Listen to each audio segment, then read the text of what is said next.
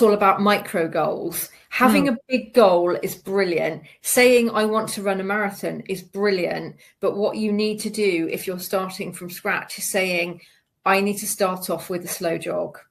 I need to increase my speed and I need to increase my distance, and plan and train over 6 months or even longer to ensure that I am in the best position that I am in to run that race. And for me, having done that, it wasn't about a time. It was more about, I've got to cross the finish line. I don't care what happens, I have to cross the finish line.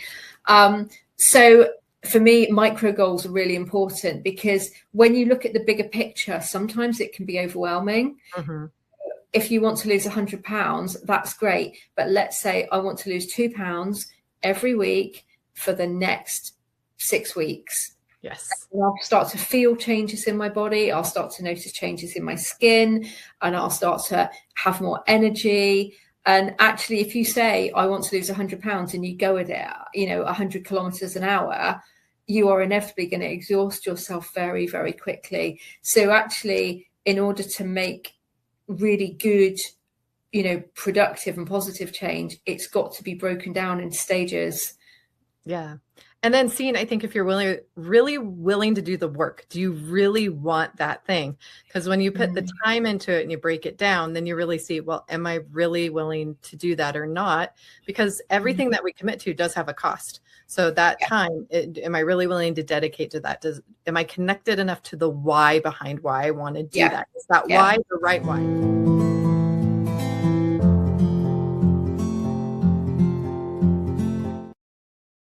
Hi, it's Tiffany Lorraine Galloway, certified high performance coach and now certified personal trainer, here with another episode of the Resilient Mother podcast. This month, we're talking about resistance versus resilience, which is so fitting for the beginning of the year with all those New Year's resolutions and all these ideas for transformation and what we want to change in our life.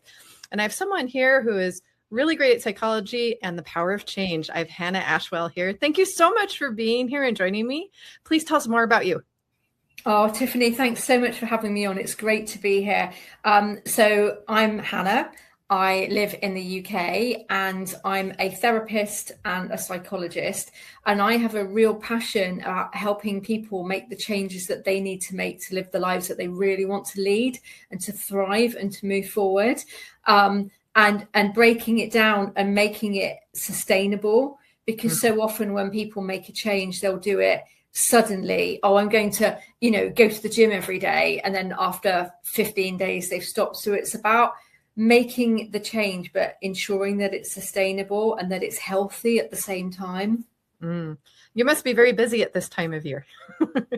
It's really interesting, actually, because what happens around, the start of the year is people make these, this is going to be my mission. This is what I'm going to do. I'm going to give up alcohol, or I'm going to make this change or that change. And it's usually around sort of day 19 that people start to wane a bit. And then they kind of accept defeat. So it's not really for another couple of months where people go, actually, I really still want to do it. I just accept that it's difficult to do on my own. Yes. I think part of planning that we forget is to plan for the obstacles, to plan that there are going to be some challenges along the way. Something I've learned in personal development and coaching is make that a part of your plan. Hey, what could get in the way and what are you going to do about it ahead of time? Not when it comes and it surprises you that it got hard or that something came that created some adversity. Because often when we're on the right track, we're going to find more adversity because it's really allowing us to really transform and to really change. And it's really like, is this really the change that you want? But prove it a little bit. And you're absolutely right about making a plan. And that's a key part of the work that I do is, you have to have a battle plan. You have to have a plan for what happens if I have a bad day and I eat the whole jar of cookies. What happens if this happens and I'm not prepared for it, or I'm following a healthy eating plan and then I go to a party. And planning is absolutely crucial in success. You wouldn't go into a battle or a war without a categorical strategic plan. Yes. And it's the same in life really as well. We plan for everything. We plan for, we all have insurance. We have, things in place for if stuff goes wrong. Yep. But actually, when it comes to our well-being and the personal side of life, we don't have anything in place at all. Yeah. And it's We have interesting. medical insurance, we have health insurance, car insurance if we have a collision, but we don't plan for ourselves. Yeah. Well, I think it's because it creates a level of awareness that you really have to have with yourself of what works and what doesn't, what motivates you and what doesn't. And if you haven't done that inner work and built that relationship with yourself, you're not going to know exactly how to create that plan. Do you find that in the work that you do? Yeah, absolutely. Yeah, definitely. And I think sometimes it's a bit of an eye opener for people to actually look at it. It's not being negative and saying, what about if things go wrong? It's saying, let's be prepared for if things go wrong. And I think it's how you phrase it with the client. And, I'm not being all negative. I'm saying, let's be really proactive about this. Yes, exactly. I love that approach. I'm also curious about like the concept of SMART goals with you, because really a lot of these things start with the goal. And some people say things like start with the end in mind, or there's a lot of different things around that. And people get that, but like the part we just talked about, the obstacles, you really have to start with a realistic goal. So how do you set somebody up to know that it's a realistic goal versus an unrealistic goal? For me, it's all about micro goals. Having a big goal is brilliant. Saying I want to run a marathon is brilliant. But what you need to do if you're starting from scratch is saying, I need to start off with a slow jog.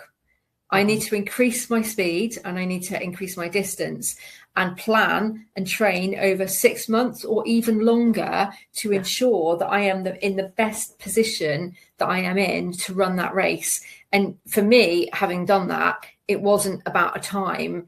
It was more about, I've got to cross the finish line. I don't care what happens, I have to cross the finish line. So for me, micro goals are really important, because when you look at the bigger picture, sometimes it can be overwhelming. If you want to lose 100 pounds, that's great. But let's say I want to lose 2 pounds every week for the next 6 weeks. Yes. And I'll start to feel changes in my body. I'll start to notice changes in my skin, and I'll start to have more energy. And actually, if you say, I want to lose 100 pounds and you go at it, 100 kilometers an hour, you are inevitably going to exhaust yourself very, very quickly. So actually, in order to make really good, productive and positive change, it's got to be broken down in stages. Yeah. And then seeing, I think if you're really willing to do the work, do you really want that thing? Because when you put the time into it and you break it down, then you really see, well, am I really willing to do that or not? Because everything that we commit to does have a cost. So that time, am I really willing to dedicate to that? Am I connected enough to the why behind why I want to do that? Is that why the right why? Is it a why for me? Is it why from an outside validation? Is it an expectation put on me? Is it a wholesome goal for me? Because I think that also is a factor in if you will really follow through with the change. And the motivation is really important. One of the specialisms I have is supporting people who have got whose lives are affected by their use or somebody else's use of pornography. And I have people coming into therapy who are clearly there because they've been sent there by their spouse. They don't want to be there. They have no intention of changing. They are just ticking some boxes to keep their spouse quiet. And that's really difficult to work in those situations. And obviously there's an ethical consideration around that as well. Yes, I'm getting paid quite a lot of money, but at the same time, it's quite demoralizing for me when I know that somebody genuinely doesn't want to be there. So that's really sad. But what I'm really trying to push for is it's great to have a goal, but it's better to have a series of micro goals leading to your big goal. Yeah. And connecting to that why, I think, is part of the motivation we talked about, like what keeps you going when things get hard. And it's okay if your goal changes slightly. I think it might change after you've laid out the plan and go, oh, I want to tweak this a little bit. Like you just said, like, I'm going to do a marathon. I'm going to get first place versus no, I'm just going to pass the finish line. That would be a good place to start. I just did my first triathlon last year and I had a goal to place. I had a goal to do all these things. Well, I had 2 hiccups that came up. But I was going to finish is what I ended up deciding instead. I had a knee hip injury thing that came up. So I was in physical therapy up to 2 weeks before the triathlon. And then I could not find anyone to let me borrow a proper bike for the triathlon. So I used my daughter's bike that didn't have any speeds on it, which doubled my biking time and made me even more tired because it was all my legs doing the work.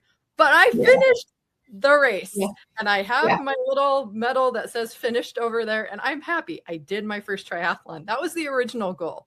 Anything on top of that is actually extra. Now, will I do it again? Would I train differently? Yeah, I would say I would have the right equipment. And I know now things to train better, but I didn't know. It was my first time. And I'm just proud of myself for making that goal and kind of following through for the right reasons and not letting obstacles get in my way. So it built confidence. And when we're able to make goals, like the micro ones, like you're saying, once we hit one of those micro goals, it builds confidence for the next one and the next one and the next one. I'm coaching a gentleman right now who is kind of being all or nothing with a few things in his life and was kind of a little bit stuck like we do at times because we know what we should be doing and forget to approach it like we get to do those things. And we came back to baby steps.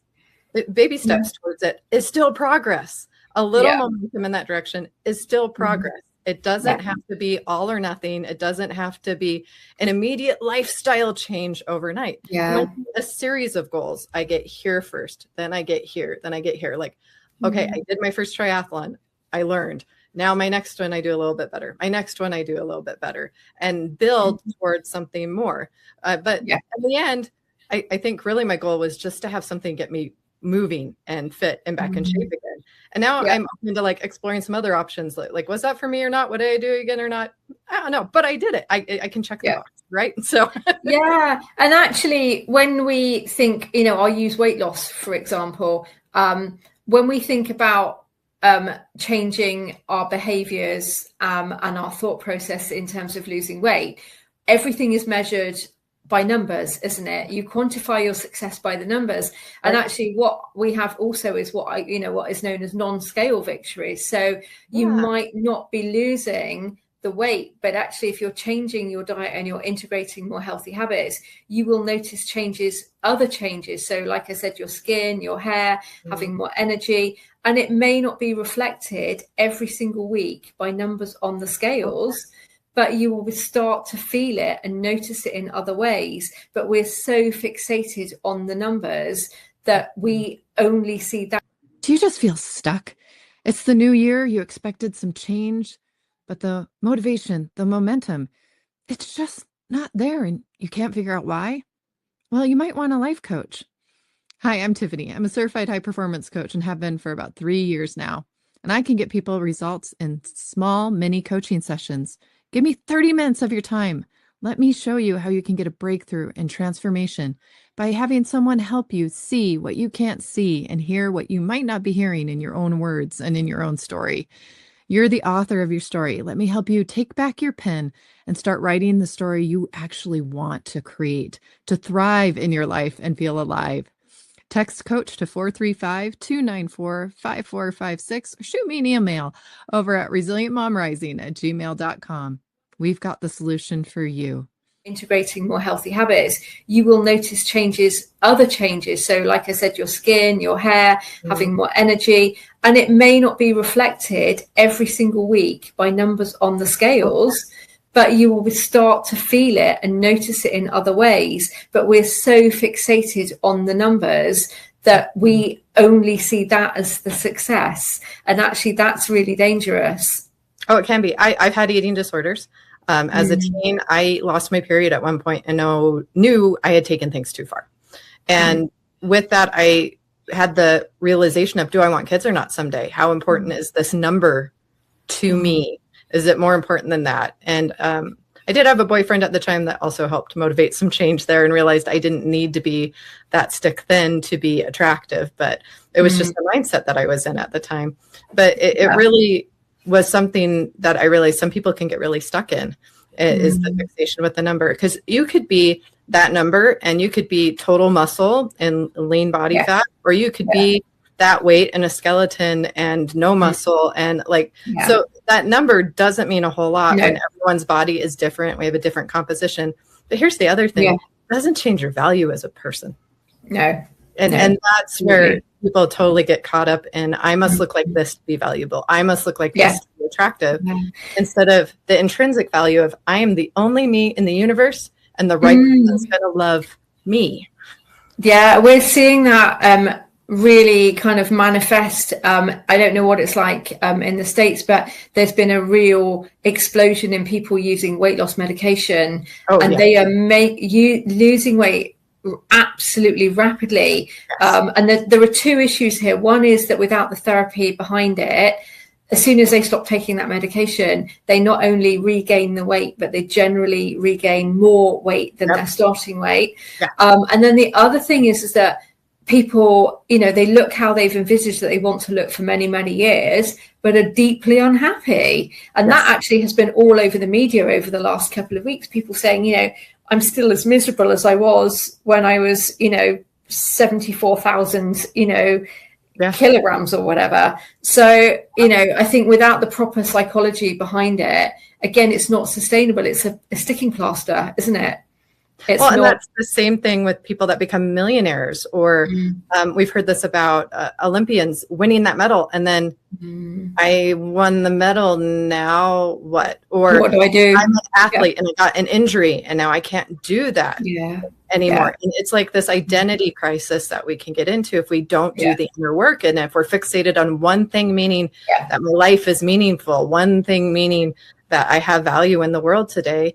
And I think social media does a completely disservice to the youth, because all they're seeing is the highlight reels. They don't see the work behind the videos, or the training, or all the work that went into achieving something. People are just showing you what they achieved, which I don't have a problem with celebrating, but when that's all you see, it doesn't show the struggle, the authenticity of the hardness, the challenges that get in the way, and how to overcome those things. They're just showing the better parts of it. And so I think we're all screaming for more authenticity and showing our humanity. But then there's also the border of privacy as well, because when you're struggling with something like addiction, you don't want everybody seeing your story through that kind of a problem. And addictions can be very ugly and very scary, and they're very hard to overcome. And the people that do are phenomenal, hands down to them. I have never done drugs. I have never been addicted to anything bad. I've actually been accused of being the extremist of things that were healthy.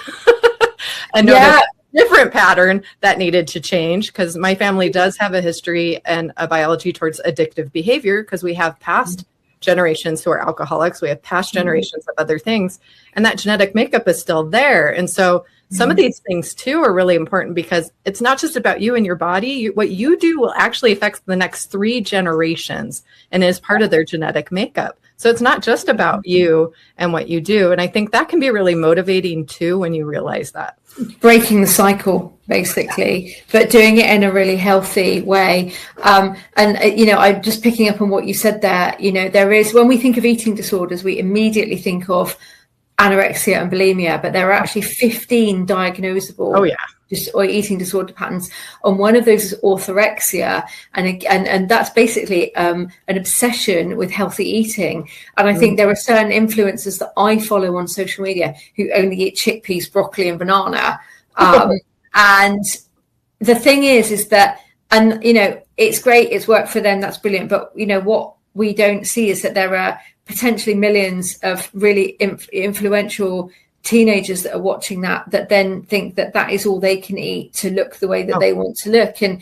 But because they're eating healthily, it's not seen, if they were going off to McDonald's and eating 15 burgers, people would, start to question it. But if they're eating, 15 jars of chickpeas, everybody's like, oh, you're eating really healthily. So that's really dangerous. And there's also something that, again, that manifests within addictions is what's called addiction transfer. So you might decide, right, I'm going to give up drinking, I'm going to give up smoking, and I'm going to give up the fast food. And tomorrow I'm going to go to the gym. I'm going to drink, 15 buckets of water a day, and I'm going to do this. And then that becomes the new addiction. Yes. But because it's a healthy way, people don't look at it in the same way as, you're drinking too much alcohol, or you're eating too many burgers at all, because it's seen as a healthy thing. So I think we're really underestimating the dangers of those kinds of behaviors as well. It reflects so much back on what you said with people losing weight and not being happy. like, or having the millions and still not being happy, or having the achievement. It's this inner world. Like, you still have to face you every day. And if you've been carrying these thought patterns and you've been carrying generational trauma or whatnot, and it has not been dealt with, it doesn't matter where you go, you're still going to face that. I remember. Get your resilient fix in 2026 with Coach Tiffany, now a nationally recognized certified personal trainer and also your high performance coach, host of the Resilient Mother podcast. You can now train with her in person or online. Just text train to 435-294-5456. You can also find her at the Sports Academy in Logan, Utah, or you can email her at resilientmomrising@gmail.com. We'll see you soon. Resilient you. That I remember for years, if I sat alone and was quiet and I was not busy, I was at war with myself in my mind because of the way I've been raised to not really listen to my own voice. And I realized now I was kind of in conflict with expectations versus my own inner self wanting to come out and be heard and be seen and be loved versus what I was used to with outside validation from being raised in a narcissistic home. And it took a long time to be able to sit with myself, be able to do anything like meditate, really listen to that conversation, distinguish what was me, what was not me. It's not easy work. And sometimes it's 3 steps forward, 2 steps back.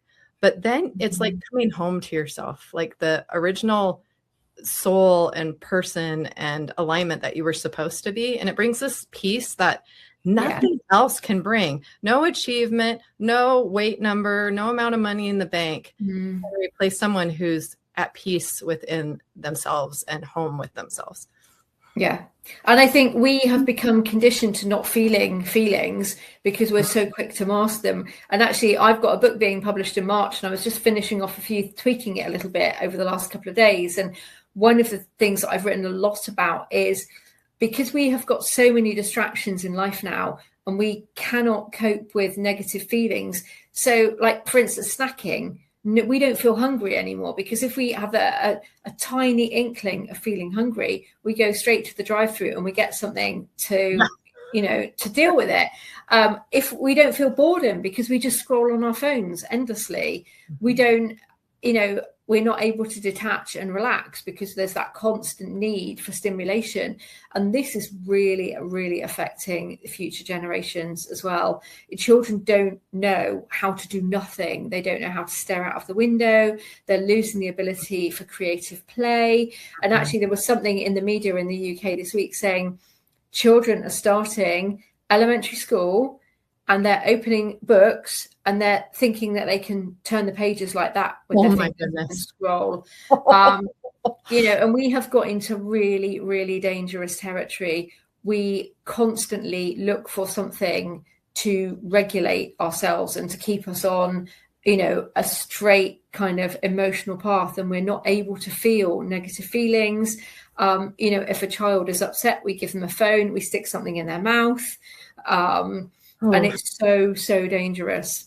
Yeah, we are going to lose our humanity if we don't step up to the technology that we have and learn when to turn it off, because it has a purpose and it needs to just have that purpose, and then it needs to be put away.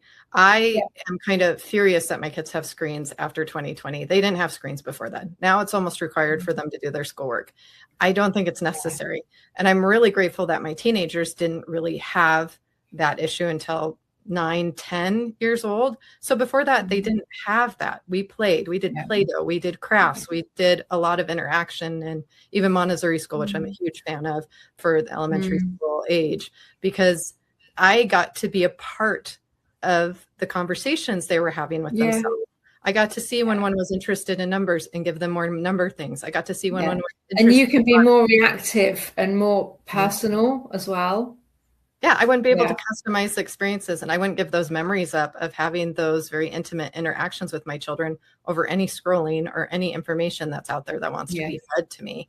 And so with my younger one, it's tricky because he's super smart and likes technology, but has learned how to use it in a proper way, that he's learned to read. But I do struggle with him to want to do the books, but he can do the books. And he's smart enough that the thing that's tricky there is the level of books he wants to engage with, because he's smarter than the average kid at his age. Right. And so I wouldn't know that though if I wasn't paying attention. I would just think, well, oh, he just doesn't like books. No, it's not a book he's interested in.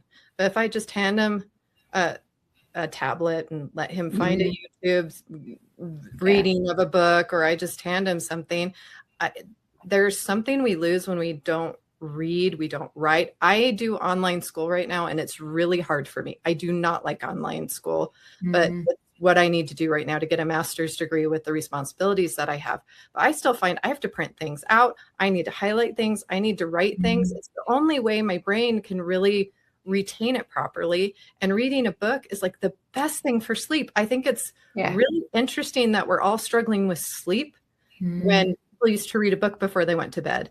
And I have found I found this pattern coaching that people that read at night from a book, not a tablet, a physical book, sleep better. And actually, you know, I was reading something very recently saying that children have, and I noticed it myself, are losing the ability to read from a page because they're so used to reading from a screen, and they get bored really easily. And they, you know, it's such a shame. But going back to what you said about educational technology, that's a really interesting point that you raised, because in the UK there is so much investment in educational technology, which is, you know, that's where all the money in education is going, but it's not going to training teachers. It's not going to supporting teachers. It's not going to enhancing teaching careers. It's not going to giving them better salaries. It's not going to giving them better working conditions. And it's not going to improving discipline in schools. And, you know, schools in the UK at the moment are on their knees because of so many issues that the children have. You know, ADHD, autism, you know, you name it, there's a trendy label for it. And actually a lot of those behaviors, you know, I'm not disputing that autism and ADHD don't exist, having got a diagnosis myself in my 40s, but there are certain things that exacerbate those kinds of behaviors and those kinds of reactions, and that is due to technology. Yeah, the amount of children that I've seen with behavior issues to substitute teaching is flooring to me. And the different ways each school is dealing with it is, there's no real standard way to make it effective. But what I find really interesting about it is a lot of people are excited about technology because they think, and this may be true, it may not be true, there's this opportunity to customize education for each child. That should be exciting. But I'm not going to be excited about it if that means it involves a screen to do it. And some people do use more screens at some schools than others, some for the special education children, some for special need children, some for breaks in between as rewards and different things. Like, I don't think we've studied it enough to understand what is true, but we're finding the countries who are ahead in education don't have screens. Some of them aren't even testing anymore. It's about learning how to be a decent human being and having a skill set that you can make a living with someday, and how you fit in society and how you interact with other people. And we're losing kids that just know how to text, and it's not even a full sentence. Like, they don't know how to communicate. They don't know what their feelings are. How can we keep going on that way? We're setting ourselves up for failure in that way. But I do wish that every child had an education that was catered to them. I have been homeschooled, private schooled, and public schooled. I've seen the good, bad, and the ugly of all of it. And it comes down to, how does the child learn best? What environment does the child thrive in? And if we could get that figured out, I think we could unlock where technology fits and where it doesn't have a place in it. And that's really interesting you said that, because I've had exactly the same experience. I've had children in private schools, public schools, and home educated. And for me, it's very much about providing the education that's the right education for the child. But that involved privilege from my point of view. You know, I was able to make those decisions, and there are many people that don't have that ability. They don't have the resources, and they don't know where to start. So that needs to be taken into consideration as well. But I think when you look at schools in Sweden and Finland and places like that, where they don't, you're absolutely right, they don't have technology, is, you know, pens and paper and reading and writing and looking at a teacher, not looking at a screen. learning social skills by having eye contact and developing conversation. And what they're doing, we would look at now and see that as completely backwards, because they're doing something that we did 20 years ago. But actually, I think the data in the future is going to show that what they're doing works and will continue to work. And we're making all these mistakes potentially by, enmeshing young people in screens at a very, very early age, which just isn't appropriate. It makes them reliant on it. And I've got a really good example, actually. My boys, I've got twins, and they had a friend over to play. And where we were living at the time, we had a huge, huge garden. Our driveway was so big, we could fit 18 cars on the drive. Wow. Our garden was enormous. We had a huge football goals. We had a forest area. We had a climbing frame, slides. And it was during the second lockdown, the end of the second lockdown, where we were allowed people into the garden. So their friend came over, and one of my boys kept coming into the house saying, "Oh, he's bored. He's bored. He's really bored. He's really bored." And eventually I snapped. One of my boys came in, and it was like the 7th time he'd come in. And I said, "Look, I've had enough of this." And he looked at him and said, "He wants an iPad." Because he just assumed that we would have an iPad in the house. And he couldn't come into the house because of the COVID restrictions. But his expectation was if he went round to somebody's house to play, he would be given an iPad. Mm-hmm. And I thought, hang on a minute, we've got, all of these things in the garden that would keep, 20 years ago would have kept a child entertained for a whole afternoon. Oh, yeah. And he doesn't even want to go on the trampoline because he wants an iPad. Well, and I think was a big wake-up call. The disservice too here is, at least in the US, and with all the worriedness about human trafficking and your kid not even being safe outside to play, is really detrimental too. We've got parents who are on the screens all the time, and the kids are playing outside, but we don't want them outside too long because we don't know who's watching them, and we're worried somebody's going to snag them. Okay, yes, there's some real legit things there, but not giving them any time outside, not being available as an adult or adults in general, watching out for kids. Kids used to be able to go all around the neighborhood because every parent helped track each other's kids and where they were and where they're going. And some neighborhoods are still blessed to have that, but not nearly as many as they used to. Kids were allowed to be kids outside playing, eating the mud, making mud pies, getting dirty, doing those things. But now today, I know I struggle with this as a single parent. The screen has become the babysitter, or the parent doesn't realize that they are not present. I'm working, I'm making money, I'm providing, I'm doing these things. And the struggle is real. The economy over here, like, things are expensive, much more than they used to be. And it's really hard to make anything work if you don't have 2 or 3 incomes in a household. And so it's a real struggle, because if you do use it, you want to use it properly. You want all the controls on it. You want to filter it. You want to do all those things. And then you want to limit the time to it. But in order for children to really learn how to play properly and to have the freedom, a parent still needs to be available to play card games, or to watch them at the park, or to teach them something they haven't learned before, or to make sure they're safe. It's like the whole idea that kids can just be free. They never really were. We had neighborhoods. We had communities raising it takes a village to raise a child. And now we're expecting them to be raised in isolation, and that's safer somehow. I don't see how that's true. Isolation is not good for any human being. We are not designed to be isolated. It does not make us safe. It often really affects mental health. And we've seen from what's happened in the world. And now we're fighting for our mental health. We're fighting for our health in general in a lot of ways, because a lot of bad habits were formed during that time, or they were aggravated if they were already there. So I think that's affected a lot of kids too, to see the parents struggle with that. But with everything we've talked about, I have this question on my mind. And so you deal with positive change for people. How do we set up our kids for success with all these things we've been talking about? How do we help them understand that their brain is malleable, that they can create new pathways, that they have the power within themselves to become very successful, very productive, unique individuals that they are? Because the other side of all the opportunity today is the future is going to be for those kids who find out what their unique gift is and find a way to turn it into a business, find a way to serve the world with it. That's more prominent as an opportunity than it ever has been before, versus I'm going to go into this career. I'm going to learn this skill set. You really are going to stand out more if you stand out as the individual that you are. Yeah, it's very... Thank you for joining us today. Please don't forget to subscribe so we can share this message. We are a worldwide podcast with guests all around the world, and we want to continue to grow this community. You can find us on socials. You could also be a guest. Look for that link below if you'd be interested in being a guest on the podcast.